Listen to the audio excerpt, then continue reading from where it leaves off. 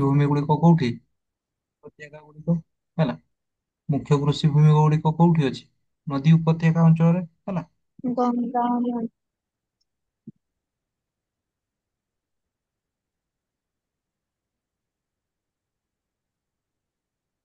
ହେଲା। ତାପରେ ପଢବା କିସ?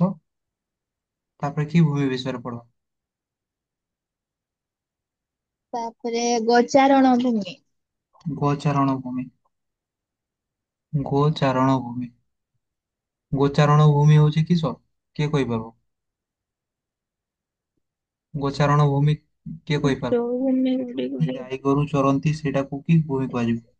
ଗୋଚାରଣ ଭୂମି ହେଲା। ଯେଉଁ ଭୂମିକୁ ଯେଉଁ ଭୂମିକୁ ଭୂମି ରୂପେ ବ୍ୟବହାର କରାଯାଏ। ଚାରଣ ଭୂମି ରୂପେ ବ୍ୟବହାର କରାଯାଏ। ରୂପେ ବ୍ୟବହାର କରାଯାଏ।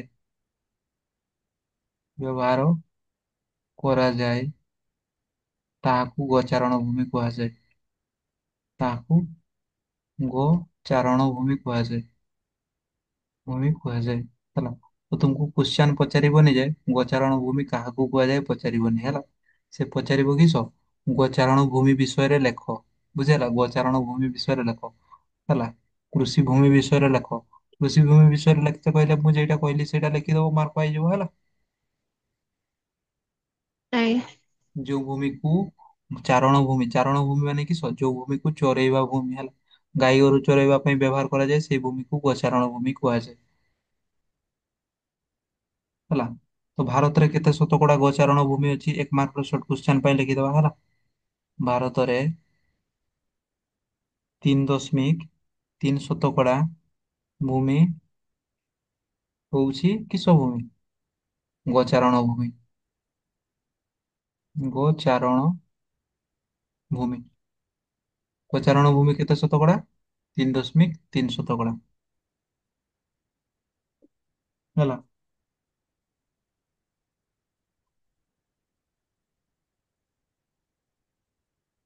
ତାପରେ ଲାଷ୍ଟ ପଏଣ୍ଟ ଲେଖିଦବା। ୟାର ବେଶୀ ପଏଣ୍ଟ ନାହିଁ ହେଲା। ଲାଷ୍ଟ ପଏଣ୍ଟ ଲେଖିଦବା କିସ କଣ? ଅଧିକ ଗୋଚାରଣ ଭୂମି କୋଉ ରାଜ୍ୟରେ ଦେଖାଯାଏ ହେଲା। ଅଧିକ ଗୋଚାରଣ ଭୂମି ଦେଖ ଗୋଚାରଣ ଭୂମି ଥିବା ଅଞ୍ଚଳ ଗୁଡିକ ହେଲା ଜାମ୍ମୁ କାଶ୍ମୀର, ଜାମ୍ମୁ ଜାମ୍ମୁ କାଶ୍ମୀରରେ ଗୋଚାରଣ ଭୂମି ବହୁତ ହେଲା। ଜାମ୍ମୁ କାଶ୍ମୀର, ଉତ୍ତରାଖଣ୍ଡ, ଉତ୍ତରାଖଣ୍ଡ, ପଶ୍ଚିମ ଘାଟ, ପଶ୍ଚିମ ଘାଟ ହେଲା।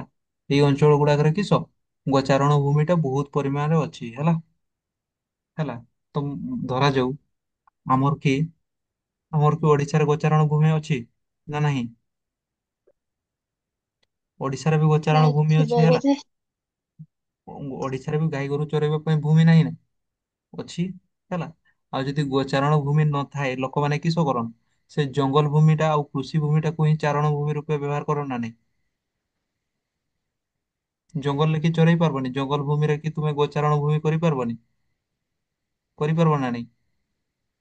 ଗାଈ ଗୋରୁକୁ ଚରେଇବା ପାଇଁ ଖାଲି ଘାସ ଥିବା ଭୂମି ଦରକାର କି? ଜଙ୍ଗଲରେ ବି ଚରେଇ ପାରବ ନା ନାଇଁ? ଚାଷ ଜମିରେ ବି ଚରେଇ ପାରବ ନା ନାଇଁ? ଚରେଇ ପାରବ ନା ନାଇଁ କୁହ? ଲେଖିଦିଅ ଲେଖିଦିଅ କୃଷି ଭୂମି ଓ ଅରଣ୍ୟ ଭୂମିକୁ ମଧ୍ୟ ଗୋଚାରଣ ଭୂମି ରୂପେ ବ୍ୟବହାର କରିହବ। ଭୂମିକୁ ମଧ୍ୟ ଗୋଚାରଣ ଭୂମି ରୂପେ ବ୍ୟବହାର କରିହବ। ଗୋଚାରଣ ଭୂମି ରୂପେ ବ୍ୟବହାର କରିହବ। ବ୍ୟବହାର କରିହବ। ତାପରେ କୋଉ ଭୂମି ବିଷୟରେ ପଢବା? କୋଉ ଭୂମି ପଢବା ତାପରେ? ତାପରେ ପତିତ ଭୂମି। ପତିତ ଭୂମି। ଏଇଟା ଇମ୍ପୋର୍ଟାଣ୍ଟ ହେଲା। ଏଇଟା ଇମ୍ପୋର୍ଟାଣ୍ଟ 1 ମାର୍କ କ୍ୱେଶ୍ଚନ ପଡେ। ପତିତ ଭୂମି କାହାକୁ କୁହାଯାଏ? ତୁମକୁ ପଚାରିବନି ଯେ ଗୋଚାରଣ ଭୂମି କାହାକୁ କୁହାଯାଏ ହେଲା, କିନ୍ତୁ କ୍ୱେଶ୍ଚନ ଆସେ ପତିତ ଭୂମି କାହାକୁ କୁହାଯାଏ ହେଲା। ଏଇଟା ଇମ୍ପୋର୍ଟାଣ୍ଟ, ଲେଖିଦିଅ ଇମ୍ପୋର୍ଟାଣ୍ଟ ବୋଲି ହେଲା। ଲେଖିଦବା। ପତିତ ଭୂମି କାହାକୁ କୁହାଯାଏ? ପତିତ ଭୂମି ହଉଛି ଯୋଉ ଭୂମିରେ କିଛି ମାନେ ଚାଷ ଫାସ ହୁଏନି ହେଲା, ମାନେ ହଉଛି ଭୂମିଟା ଖାଲି ପଡି ରହିଥିବ, ବୁଝିଲା, କିଛି କାମରେ ଲାଗିବନି, ସେଇ ଭୂମିଟାକୁ କିସ କୁହାଯାଏ? ପତିତ ଭୂମି ହେଲା। ତ ଲେଖିଦବା। ଯେଉଁ ଭୂମିରେ ଯେଉଁ ଭୂମିରେ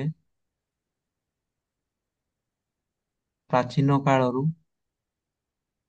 ପ୍ରାଚୀନ କାଳରୁ ଚାଷ ହୁଏ ନାହିଁ, ଚାଷ ହୁଏ ନାହିଁ, ଏହା କେବଳ ପଡି ରହିଥାଏ।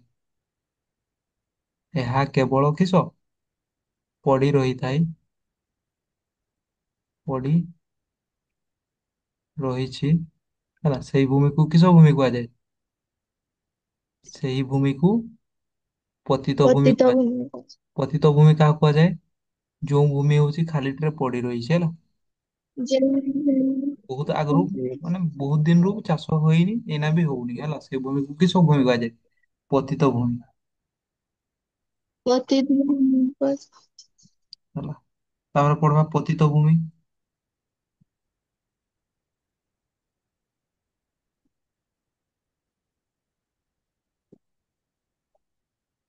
ହେଲା। ତ ପତିତ ଭୂମି କଣ ପାଇଁ ତିଆରି ହଉଛି କହ ନା? କଣ ପାଇଁ ପତିତ ଭୂମିଟା କଣ ପାଇଁ ତିଆରି ହଉଛି? ଭୂମିଟା ଭୂମିଟାରେ ଚାଷ ଫାସ କି ପାଇଁ କରୁନାହାନ୍ତି ଲୋକ? କି ପାଇଁ ନା ବେଶୀ ସାର ବ୍ୟବହାର କଲେ ହଉଛି କିସ ହେଇଯାଉଛି? ବେଶୀ ସାର ବ୍ୟବହାର କରିବା ଠିକ କି? ବେଶୀ ସାର ବ୍ୟବହାର କରିବା ଠିକ କି? ନାହିଁ। ଠିକ ନୁହଁ ହେଲା। ଲୋକମାନେ ନାହିଁ। ଯେତେବେଳେ ବେଶୀ ସାର ବ୍ୟବହାର କରୁଛନ୍ତି, କି ହଉଛି? ମାଟିର ଉର୍ବରତା ହ୍ରାସ ପାଉଛି। ତ ଯଦି ମାଟିର ଉର୍ବରତାଟା ହ୍ରାସ ପାଇଲା ହେଲା, ଉର୍ବରତା ଯଦି କମିଗଲା ତ କିସ ଲୋକମାନେ ଛାଡି ଦଉଛନ୍ତି, ସେ ମାଟିକୁ ଛାଡି ଦଉଛନ୍ତି ନା ନାଇଁ ହେଲା। ତ ସେ ଛାଡି ଦଉଛନ୍ତି, ଚାଷ ଆଉ କରୁନାହାନ୍ତି ସେଇ ମାଟିରେ ହେଲା, ତ ସେଇଟା ପଡି ପଡି ପତିତ ଭୂମି ହେଇଯାଉଛି, ବୁଝିହେଲା। ଆଜ୍ଞା। ବା ଅଧିକ ପତିତ ଭୂମି ଥିବା ଅଞ୍ଚଳ ହେଲା, କୋଉ ଜାଗାରେ ବେଶୀ ପତିତ ଭୂମି ଅଛି ସେଇଟା ଲେଖିଦବା ହେଲା। ଲେଖିଦିଅ। ଅଧିକ ପତିତ ଭୂମି ଥିବା ଅଞ୍ଚଳ, ଅଧିକ ପତିତ ଭୂମି ଥିବା ଅଞ୍ଚଳ, ପତିତ ଭୂମି ଥିବା ଅଞ୍ଚଳ ଗୁଡିକ ହଉଛି ତାମିଲନାଡୁ, ତାମିଲନାଡୁ, ତାପରେ ହଉଛି ବିହାର, ଆନ୍ଧ୍ର, ଆଉ ହଉଛି ନାଗାଲାଣ୍ଡ, ଆଉ ହଉଛି କିସ ରାଜସ୍ଥାନ। ଏଗୁଡାରେ ହଉଛି କିସ ବହୁତ ପରିମାଣରେ ପତିତ ଭୂମି ଅଛି ହେଲା, ମାନେ ବହୁତ ପରିମାଣରେ ଅକର୍ମା ଭୂମି ଖାଲିରେ ପଡି ରହିଛି, କିଛି କାମରେ ଆସେନି ହେଲା। ମନେ ରହିବ, ଏତିକି ମନେ ରଖ ପତିତ ଭୂମି ବିଷୟରେ, ବୁଝିହେଲା। ଆଜ୍ଞା। ପତିତ ଭୂମି ପରେ କି ଭୂମି ଲେଖବା? ପତିତ ଭୂମି ପରେ ସହର ଭୂମି। ସହର ଭୂମି ହେଲା। ପତିତ ଭୂମି ପରେ ସହର ଭୂମି।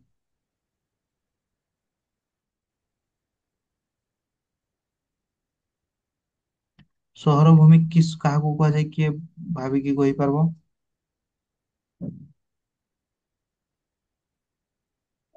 କେଜାଣି। ହୁଁ। ସହର ଭୂମି ମାନେ କିସ? ଯୋଉ ଭୂମିରେ ସହର ଗଢି ଉଠିଛି ସେଇଟାକୁ କିସ ଭୂମି କୁହାଯାଏ? ସହର ଭୂମି ହେଲା। ଦେଖିଦବା।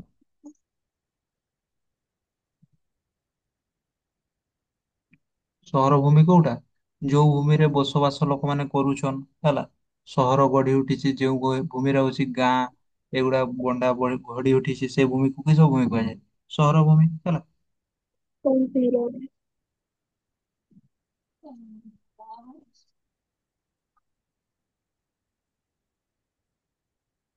ଟିକେ ଖାଲି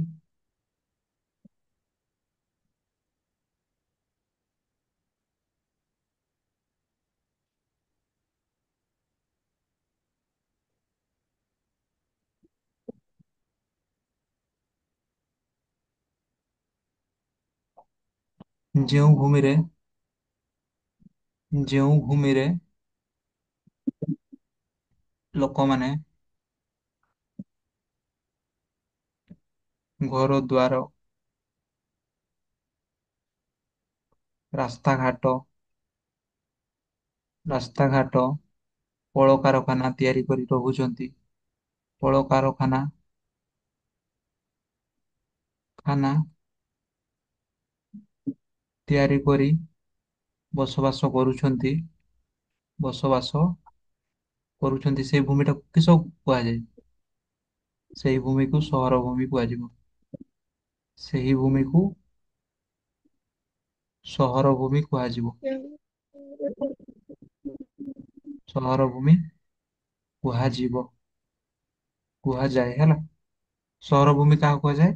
ଯୋଉ ଭୂମିରେ ଲୋକମାନେ ହଉଛି କିସ ବସବାସ କରୁଛନ୍, ଘର ଦ୍ୱାର ତିଆରି କରିକି ରହୁଛନ୍, ସେ ଭୂମିକୁ ସହର ଭୂମି କୁହାଯାଏ ହେଲା। ମନେ ରହିବ ନା ଏତିକି? ମନେ ରହିବ ନା ଆଜ୍ଞା। ନାଇଁ? ହେଲା। ତ ଭୂମି, କେତେ ପ୍ରକାର ଭୂମି ଥିଲା ପଢି ସାରିଲେ ହେଲା। ରହିବ। ତ ଏଇନା କିସ ପଢବା? ଏଇନା କିସ ପଢବା? ସାର୍ ଏବେ ସମ୍ବଳର ବ୍ୟବହାର, ଭୂ ସମ୍ବଳର ବ୍ୟବହାର। ଭୂସମ୍ବଳର ବ୍ୟବହାର। ଭୂସମ୍ବଳର ବ୍ୟବହାର ଟା ଫାଷ୍ଟ ପଢେଇଥିଲେ ନା ନାଇଁ? ଭୂସମ୍ବଳ ବିନିଯୋଗ ଯୋଉଟା, ଭୂସମ୍ବଳ ବ୍ୟବହାର ସେଇଟା ହେଲା। ତ ସେଇଟା ମନେ ରହିବ ନା ନାଇଁ? ଭୂସମ୍ବଳର ବ୍ୟବହାର କୋଉଠି କୋଉଠି ବ୍ୟବହାର କରୁ, ସେଇଟା ହିଁ ଭୂସମ୍ବଳର ବ୍ୟବହାରରେ ଯିବ ହେଲା। ରହିବ। ତ ହଉଛି ଭୂସମ୍ବଳ ବ୍ୟବହାର ପରେ ଆଉ କିସ ଲାଷ୍ଟରେ? ଲାଷ୍ଟ ଅଛି ଭୂ ସମ୍ବଳ ସମସ୍ୟାର ସମାଧାନ। ଭୂସମ୍ବଳ ସମସ୍ୟାର ସମାଧାନ। ହେଡିଙ୍ଗ ଦେଇଦିଅ ଭୂସମ୍ବଳ ସମସ୍ୟାର ସମାଧାନ।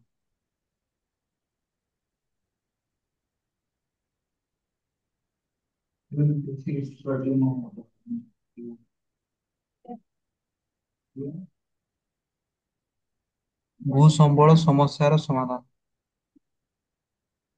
ଭୂସମ୍ବଳ ସମସ୍ୟା କିସ କୁହ ନା? ଭୂସମ୍ବଳ ସମସ୍ୟା, ସମସ୍ୟା ଟା କିସ? ଭୂସମ୍ବଳ ଦିନକୁ ଦିନ କମି କମି ଯାଉଛି, ସେଇଟା ଭୂସମ୍ବଳ ସମସ୍ୟା ଯେ ଆଜ୍ଞା। ହେଲା। ତ ତାର ସମାଧାନ, ଭୂସମ୍ବଳ କଣ ପାଇଁ ମାନେ ନ କମବା ପାଇଁ ତାର ସମାଧାନ କିସ ହେଲା ଲେଖିଦବା। ପୁନଃ ବନୀକରଣ ହେଲା। ପୁନଃ ବନୀକରଣ କରିବା। ପୁନଃ ବନୀକରଣ କରିବା ହେଲା। ପୁନଃବନୀକରଣ ମାନେ ଗଛ କାଟିବା, ଯଦି ଆମେ ନୂଆ ଗଛ ବି ପୁଣି ଲଗେଇଦବା ବୁଝି ହେଲା। ତ ନୂଆ ଗଛ ଲଗେଇଲେ ଆମର ଭୂ ସମ୍ବଳ ହଉଛି କିସ କ୍ଷୟ ହବ ନାହିଁ। କଣ ପାଇଁ? ଗଛ ଯଦି ଆମେ ଲଗେଇବା, ଗୋଟେ ଗଛ ଯଦି ଲଗେଇବା ହେଲା, ବର୍ଷା ଫର୍ଷା ଦେଲେ ମାଟି ଧୋଇ ହବ କି? ଗଛର ଚେର ମାଟିକୁ ଜାବୁଡିକି ଧରିବ ହେଲା। ତ ହଉଛି କିସ ମାଟି ହଉଛି କିସ ଧୋଇ ଯିବନି। ଆଜ୍ଞା। ଆଉ ଯଦି ବର୍ଷା ଯଦି ଦେଲା, ଗଛ ନାହିଁ ତ କିସ କରିବ? ମାଟି ଗୁଡାକୁ ଭାସେଇ ନେଇଯିବ ବୁଝି ହେଲା। ତ ହଉଛି ଗଛ ଲଗେଇଲେ କିସ ଭୂ ସମ୍ବଳ ସଂରକ୍ଷଣ ରହିବ ହେଲା। ତାପରେ ହଉଛି ଆଉ ଗୋଟେ ଭୂ ସମ୍ବଳ ସମସ୍ୟାର ସମାଧାନ ହଉଛି କିସ ଅରଣ୍ୟ ଭୂମି। ଅରଣ୍ୟ ଭୂମିକୁ କେମିତି ସମାଧାନ କର? ନିୟନ୍ତ୍ରଣ ସାର୍ ଗୋଚାରଣ କରିବା। ବନୀକରଣ ହୁଁ। ଗୋଚାରଣକୁ ନିୟନ୍ତ୍ରଣ କରିବା। ଅନିୟମିତ ଗୋଚାରଣକୁ, ଅନିୟମିତ ଗ ପଶୁଚାରଣକୁ କମ କରିବା। ପଶୁଚାରଣକୁ ଏଇଟା 5 ମାର୍କ ହେଲା। ଭୂ ସମ୍ବଳର ସମସ୍ୟାର ସମାଧାନ। 5 ମାର୍କ ତ ନାଇଁ, 2-3 ମାର୍କ ପଡବ ବୁଝିହେଲା, ଇମ୍ପୋର୍ଟାଣ୍ଟ। ଭୂସମ୍ବଳର ସମସ୍ୟାର ସମାଧାନ କରିବା ପାଇଁ କିସ ପୁନଃ ବନୀକରଣ କରିବା। ଆଜ୍ଞା। ଆଉ ହଉଛି କିସ ପଶୁଚାରଣ, ପଶୁଚାରଣ କମାଇବା, ଚାରଣ କମାଇବା ହେଲା। ଗାଈ ଗୋରୁ ଯଦି ଏମିତି ଏଠି ସେଠି ଛାଡି ଦଉଛ ହେଲା, ତ ସେମାନଙ୍କୁ ଛାଡବା ଟିକେ ବନ୍ଦ କରିବ ବୁଝି ହେଲା। ତ ବନ୍ଦ କଲେ କିସ ସେମାନେ ଗଛ ଫଛ ଖାଇବେନି ହେଲା। ତ ଅରଣ୍ୟ ଭୂମି ଆମର ସଂରକ୍ଷଣ ରହିବ। ଅରଣ୍ୟ ପଶୁଚାରଣ କମେଇବା। ଗାନ୍ଧିଜୀ ଗାରଉଛୁ। ତାପରେ ହଉଛି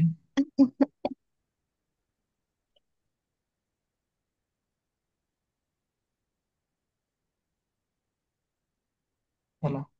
ତ ୟାର ଏଇ 2ଟା ପଏଣ୍ଟ ହିଁ ଲେଖିଥାଉ ବୁଝିହେଲା। ୟାର 2ଟା ପଏଣ୍ଟ ହିଁ ଲେଖିଥାଉ। ଆଉ 3-4ଟା ପଏଣ୍ଟ ବନେଇକି ମୁଁ କହିଦେବି ବୁଝିହେଲା। ଆଉ 3ଟା 4ଟା ପଏଣ୍ଟ ବନେଇକି କହିଦେଲେ ଏଇଟା ସରିଲେ ଆମର ବିଷୟ ସରିଯିବ ବୁଝିହେଲା। ଏଇଟା ସରିଲେ ବିଷୟ ସରିଯିବ। ଏ 2ଟା ପଏଣ୍ଟ ହିଁ ବନେଇକି ଲେଖିଥାଉ। ମୁଁ ଅଫଲାଇନରେ ଯାଇକି କେବେ କହିଦେବି ହେଲା। ଏତିକି ଥିଲା ଆମର ବିଷୟ ହେଲା। ତ ପୁରା କମ୍ପ୍ଲିଟ ହେଇନି ବିଷୟ, ୟା ଭିତରେ ଆହୁରି ସର୍ଟ କ୍ୱେଶ୍ଚନ ବାହାରିବ ହେଲା। ସର୍ଟ କ୍ୱେଶ୍ଚନ ଯେତେବେଳେ ବାହାରିବ ସେଇଟା ଆମେ କିସ ଯେତେବେଳେ କ୍ୱେଶ୍ଚନ ଆନ୍ସର କରିବା ସର୍ଟ କ୍ୱେଶ୍ଚନ ବାହାରିଲା ବେଳେ କରିବା ହେଲା। ମନେ ରହିବ ନା କିସ କିସ ପଢେଇଲି ଆଜ୍ଞା। ହେଲା। ତୁମର ଆଉ ଗୋଟେ ଛାଡି ଦେଇଛେ କୃଷି ଅଲଭ୍ୟ ଭୂମି ହେଲା। କୃଷି ଅଲଭ୍ୟ ଭୂମି, ଅଲଭ୍ୟ ନା ଅଭଲ୍ୟ ଭୂମି? କୃଷି ଅଲଭ୍ୟ ଭୂମି। ହଁ ସେଟା ହୁଁ। ସେଟା କୃଷି ଅଲଭ୍ୟ ଭୂମି, ତାପରେ ଅନ୍ୟାନ୍ୟ ଅଣକୃଷି ଭୂମି, ତାପରେ ଆଉ କିସ ଛାଡିଛେ, ତାପରେ ଆଉ ଛାଡିନି ସେମିତି ହେଲା। ତାପରେ ଆଉ ସେମିତି ଛଡା ହେଇନି।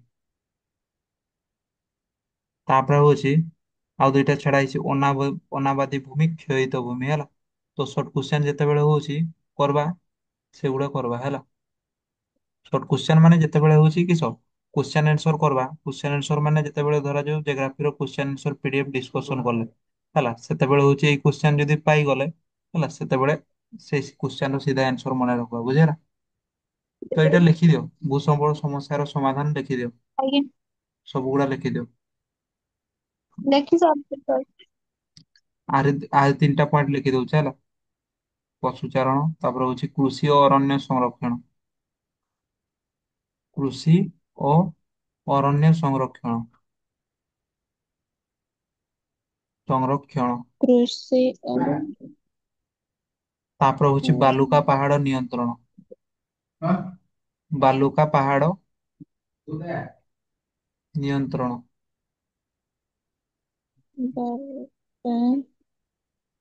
ପାହାଡ ନିୟନ୍ତ୍ରଣ। ନିୟନ୍ତ୍ରଣ।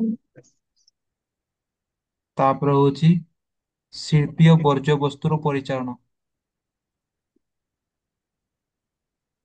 ଶିଳ୍ପୀୟ ବର୍ଜ୍ୟ ବସ୍ତୁର ପରିଚାଳନା, ପରିଚାଳନା।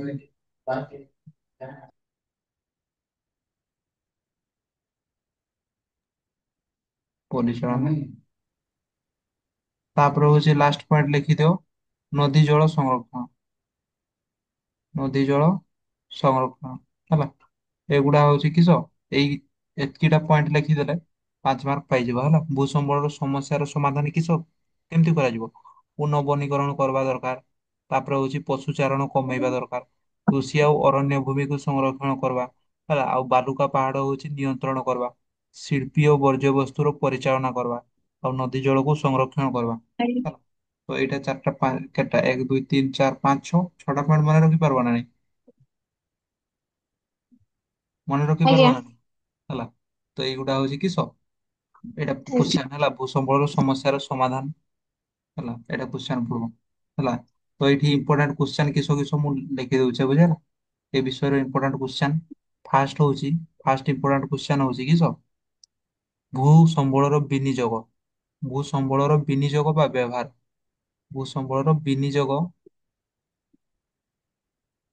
ବା ବ୍ୟବହାର ହେଲା। ଏଇଟା ହଉଛି ଗୋଟେ ଇମ୍ପୋର୍ଟାଣ୍ଟ କ୍ୱେଶ୍ଚନ ହେଲା, କୋଉଠି ହୁଏ ଏଇଟା ଗୋଟେ। ତାପରେ ସେକେଣ୍ଡରେ ହଉଛି ଭାରତର ଭୌଗୋଳିକ ଅବସ୍ଥିତି, ଭାରତର ଭୌଗୋଳିକ ଅବସ୍ଥିତି, ଭୌଗୋଳିକ ଅବସ୍ଥିତି ହେଲା। ଏଇଟା ଗୋଟେ ସେକେଣ୍ଡ ଇମ୍ପୋର୍ଟାଣ୍ଟ କ୍ୱେଶ୍ଚନ 5 ମାର୍କ ପଡିପାରେ ହେଲା। ଥାର୍ଡରେ ଇମ୍ପୋର୍ଟାଣ୍ଟ କ୍ୱେଶ୍ଚନ ହଉଛି ସଂକ୍ଷିପ୍ତ ଟିପ୍ପଣୀ ହେଲା। ଏଇଠୁ ବେଶୀ ପର୍ବ ହଉଛି ସଂକ୍ଷିପ୍ତ ଟିପ୍ପଣୀ, ସଂକ୍ଷିପ୍ତ ଟିପ୍ପଣୀ, ସଂକ୍ଷିପ୍ତ ଟିପ୍ପଣୀ ଯେମିତି ହଉଛି ସମତଳ ଭୂମି ବିଷୟରେ ଲେଖ, ସମତଳ ଭୂମି ହେଲା। ତାପରେ ହଉଛି କିସ ଭୂମି, ମାଳଭୂମି, ମାଳଭୂମି, ଆଉ ଅଛି କିସ ପାର୍ବତ୍ୟ ଭୂମି। ଯେତେ ଗୁଡା ଭୂମି ପଡିଲ ସେଗୁଡାରୁ କିସ ପଡବ ସଂକ୍ଷିପ୍ତ ଟିପ୍ପଣୀ ପଡବ ବୁଝିହେଲା। ସେମିତି 5 ମାର୍କ ନାହିଁ ଆଜ୍ଞା। ସଂକ୍ଷିପ୍ତ ଟିପ୍ପଣୀ ପଡବ। ସଂକ୍ଷିପ୍ତ ଟିପ୍ପଣୀ 2 ମାର୍କ ଥାଏ ହେଲା, 2 ମାର୍କ। ସମତଳ ଭୂମି କାହାକୁ କୁହାଯାଏ ଲେଖିବ ହେଲା। ଆଉ ଯେତେଟା ପଏଣ୍ଟ ଲେଖିଦେଇଛ ସବୁ ଗୁଡା ପଢିକି ମନେ ରଖତେ ଚେଷ୍ଟା କରିବ ହେଲା। ଏଗୁଡା ହଉଛି 5 ମାର୍କ ପଡବନି କିସ ସଂକ୍ଷିପ୍ତ ଟିପ୍ପଣୀ ପଡବ। ଆଉ ଯଦି 5 ମାର୍କ ପଡିଲା ତାହେଲେ ହଉଛି କିସ ପଡବ ସମତଳ ଭୂମି, ମାଳଭୂମି, ପାର୍ବତ୍ୟ ଭୂମି କାହାକୁ କୁହାଯାଏ ସମସ୍ତ ମାନେ ସେଇ ବିଷୟରେ ଲେଖିଦବ, ତିନିଟା ବିଷୟରେ ଲେଖିଦବ ହେଲା।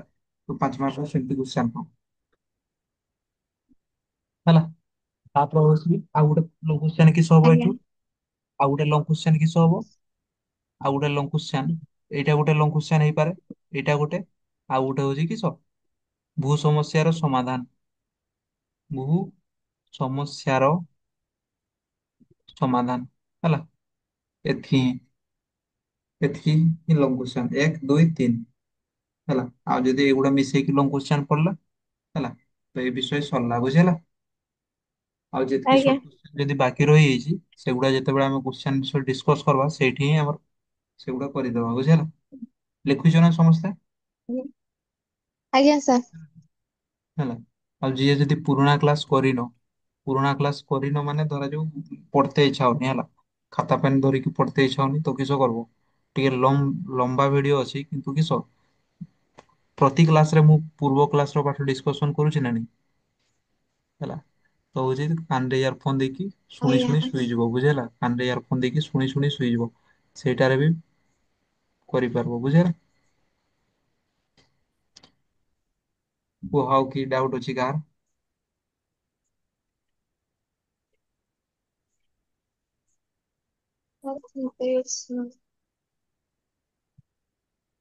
ଏ ବିଷୟରେ ଦି ଆଣ୍ଡ ହେଇଗଲା ହେଲା।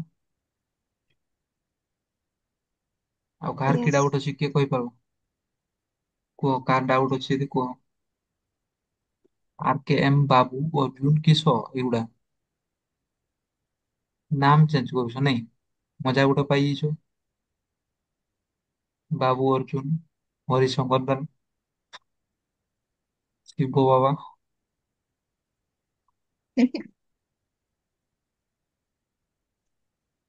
କାଲି ଆସିବ,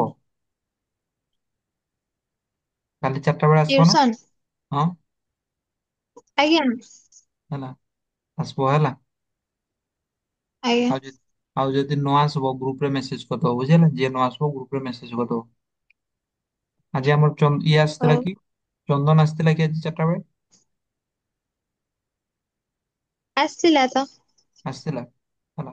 ତ କାଲି ଆସିବ ଯେ ତୁମକୁ ପାଠ ଦେଇ ଦଉଛି ହେଲା। ଆଜ୍ଞା ଅନୁଶୀଳନୀ 2A ସେଦିନଠୁ ପାଠ ଦଉଛି, କେହି କରୁନ ହେଲା। ଅନୁଶୀଳନୀ 2A କାଲି ଯେତିକି ଯାଇ ପଢା ହେଇଛି କରିକି ଆଣିଥିବ ବୁଝିହେଲା। ଅନୁଶୀଳନୀ 2A। ସାର୍ କାଲି ଏକ୍ଜାମ ଅଛି। କାଲି ଏକ୍ଜାମ ଅଛି, କି ଏକ୍ଜାମ?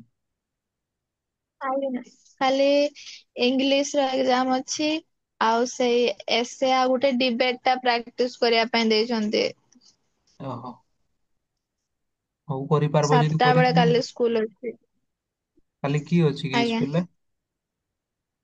ସେଇ ଯୋଉ ଶିକ୍ଷା ସପ୍ତାହ ଯୋଉ ପାଳନ କରା ହୁଏ 15 ଦିନ। ହଁ